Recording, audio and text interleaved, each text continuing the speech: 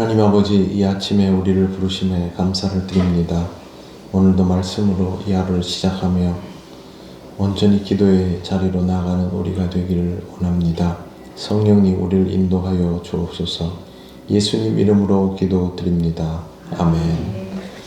찬송가 442장 하나님께 찬양드립니다.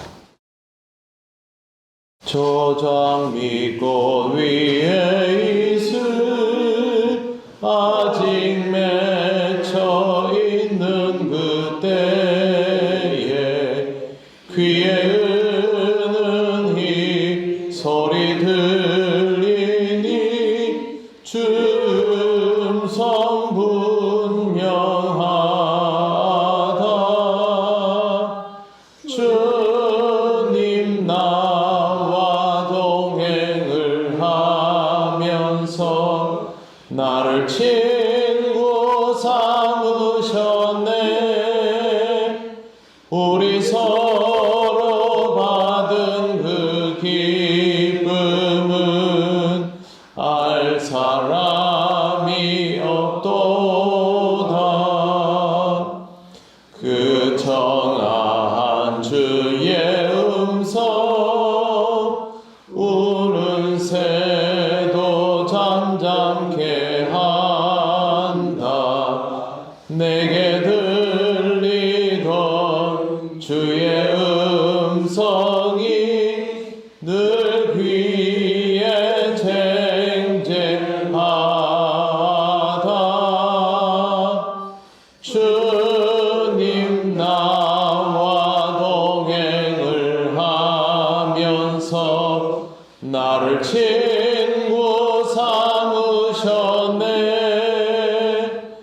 우리 서로 받은 그 기쁨은 알 사람이 없도다.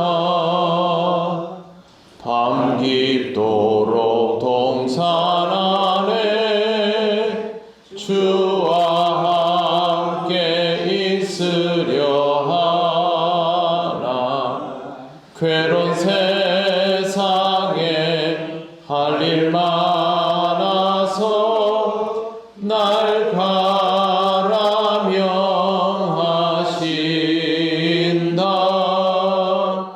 주님 나와 동행을 하면서 나를 친구 삼으셨네.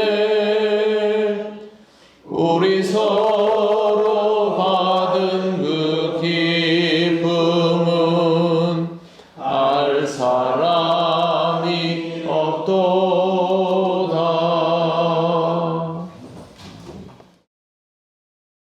하나님 말씀 누가복음 21장 20절부터 24절까지입니다. 한 절씩 교독하겠습니다. 너희가 예루살렘이 군대들에게 에워싸이는 것을 보거든 그 멸망이 가까운 줄을 알라.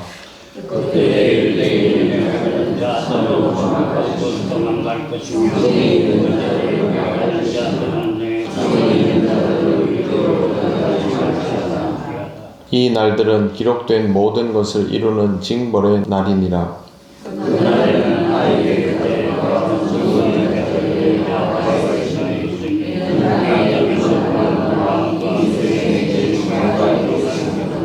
같이 읽겠습니다.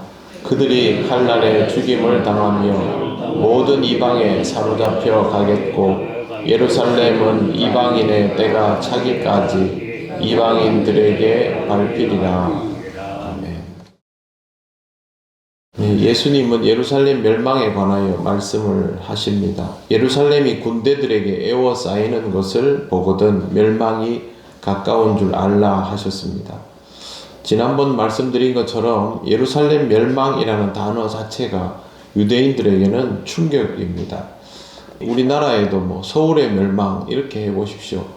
태풍만 서울을 관통해도 온 나라가 며칠째 태풍 뉴스에 집중 보도를 합니다. 우리 지역에 무슨 일이 있는 거랑은 많이 다른 느낌입니다.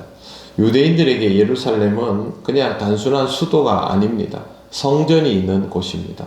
그렇기 때문에 예루살렘의 멸망은 그들에게는 곧 종말입니다. 그런데 예수께서 예루살렘 멸망을 사실 너무 담담하게 말씀을 하십니다. 안타까운 일이기는 하지만 그것보다 더 중요한 것을 알려주시는 데 초점이 맞추어져 있습니다. 첫째는 예루살렘이 군대에 에워싸이는 것을 보면 멸망이 가까운 줄 알라, 이것부터 하셨습니다. 예수께서 이 말씀을 하시고 약 30년이 좀 넘게 지난 후에 로마 군대가 예루살렘을 포위합니다. 전쟁에는 여러 방식이 있습니다. 마주 서서 싸우는 전공법도 있고 또 기습도 하고 공성전도 합니다. 포위를 하는 경우도 있습니다. 그런데 예수님은 구체적으로 포위하는 방법을 딱 지목을 하신 것입니다. 로마 군대는 예수께서 말씀하신 그대로 포위해서 성을 함락합니다. 그러면 예수님의 말씀을 들었던 사람들은 이 말씀이 기억나게 되어 있습니다. 두 번째, 그때 유대에 있는 자들은 산으로 도망갈 것이며 성내에 있는 자들은 나갈 것이며 촌에 있는 자들은 그리로 들어가지 말지어다. 이 구절의 핵심은 성 안에 있지 말라입니다. 예루살렘 성이 포위당하기 시작할 때쯤이면 무조건 이 성을 빠져나오라고 하셨습니다. 산으로 도망하라, 성을 벗어나라, 성 밖에 있는 사람은 들어가지 말라는 것은 할 수만 있다면 이 성으로부터 멀어지라는 뜻입니다. 이것만 기억해도 대피는 확실하게 될 수 있을 것입니다. 교회사가 유세비우스가 자신의 교회사에서 예루살렘 멸망과 그리스도인들의 피신에 대해서 다음과 같이 진술하였습니다. 마침내 예루살렘에 있는 교회는 그들의 지도자들에게 주어진 계시에 따라 전쟁이 일어나기 전에 그 도시를 떠나 페트라로 불리는 베레아의 한 도시에 정착하게 된다. 그리스도를 믿는 사람들이 예루살렘을 떠나고 또한 동시에 그 거룩한 사도들이 유대인들의 수도와 온 유대 땅을 완전히 비웠을 때 그리스도와 그의 사도들에게 범한 수많은 악행으로 인해 유대인들에게 하나님의 심판이 임하여 이 불법자들을 인간사에서 완전히 멸절시켰다. 이렇게 되어 있습니다. 그러면 이 교회 공동체, 그리스도를 믿는 공동체 안에서는 예수님 말씀이 굉장히 중요하게 여겨지면서 기억되고 있다가 로마 군대가 이제 움직임이 조금 심상치 않게 포착이 됐다 하면 그리스도인들은 집단으로 빠져나왔다는 뜻입니다. 사람들은 모르지만 그리스도인들은 이렇게 해서 구출되었고 역사가는 이 일을 유대인들에 대한 하나님의 심판이라고 기록해 두고 있습니다. 이런 상황에서 남은 자들의 고통스러운 광경을 22절 이하에 기록해 두었습니다. 이 날들은 기록된 모든 것을 이루는 징벌의 날이니라. 23절, 그 날에는 아이벤 자들과 젖먹이는 자들에게 화가 있으리니, 보통은 아이벤 자들과 젖먹이는 자들에게 복이 있으리니, 이런 표현이 익숙합니다. 왜 그러냐면 이거 다 좋은 거거든요. 그래서 앞으로의 날이 좋을 것이다 하면 아이벤 자들과 젖먹이는 자들에게 복이 있으리니, 앞으로가 아주 안 좋을 것이다 그러면 오늘 말씀처럼 이렇게 되어 있습니다. 이는 땅에 큰 환난과 이 백성에게 진노가 있음이로다. 본문에 나오는 이 24절에 보시면 마지막에 이렇게 되어 있습니다. 그들이 칼날에 죽임을 당하여 모든 이방에 사로잡혀 가겠고 예루살렘은 이방인의 때가 차기까지 이방인들에게 밟히리라. 여기 나오는 이방인의 때는 유대인들에게는 징벌의 시간이고요. 이방인들에게는 은혜의 시간, 구원의 시간입니다. 예수님이 처음 오셨을 때부터 다시 오실 때까지의 간격을 바로 이방인의 때라고 기록하고 있습니다. 유대인 스스로 자신들에게 주어진 은혜의 기회를 버렸기 때문에 이제는 이방인에게 그 기회가 넘어가게 되었다는 뜻입니다. 하나님의 택한 백성이라고 유대인들은 지금도 자부합니다만 그들은 예수 그리스도를 알지도 못하고 믿지도 못하는 삶을 지금까지 살아오고 있습니다. 그리스도를 통하여 하나님을 만나지 못한다면 그들은 하나님의 은혜 속에 머물 수 없습니다. 아무리 택한 백성이라도 기회가 사라지게 되는 것입니다. 종말이 지금 당장이건 나중이건 중요한 것은 주님의 말씀에 귀를 기울이고 그 말씀을 따라 살아가는 것입니다. 예루살렘에 살고 있던 그리스도인들이 온 성이 멸망당할 때에도 그렇게 그곳을 벗어났던 것처럼, 그리고 또 그들이 다시 복음을 전하러 세계 곳곳을 다니면서 그리스도의 이름을 알렸던 것처럼, 그리스도인은 말씀을 따라 살아가며 주어진 책무를 감당하는 것으로 자기의 역할을 다해야 할 것입니다. 항상 하나님의 말씀에 귀를 기울이십시오. 다른 어떤 것에 해법이 있을 수 있다, 내가 이 정도면 잘할 수 있다 라는 것보다는 말씀에 먼저 집중하시고 그 말씀을 따라서 매 순간순간을 충실하게 살아가는 것이 좋습니다.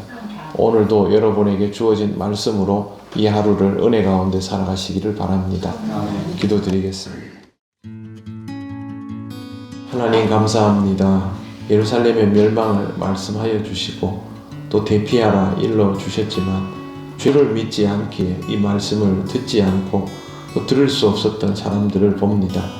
우리가 주의 말씀을 들었사오니 말씀 따라 이 땅을 살게 하시고 또 이 땅을 살아가며 이 말씀 전하게 하시고 하나님의 은혜 가운데 함께 구원받으며 사는 자로 살게 하옵소서.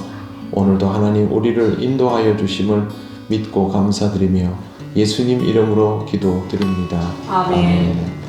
하늘에 계신 우리 아버지, 아버지의 이름을 거룩하게 하시며 아버지의 나라가 오게 하시며 아버지의 뜻이 하늘에서와 같이 땅에서도 이루어지게 하소서.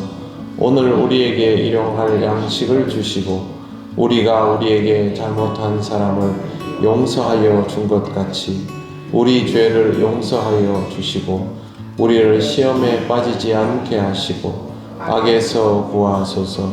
나라와 권능과 영광이 영원히 아버지의 것입니다. 아멘.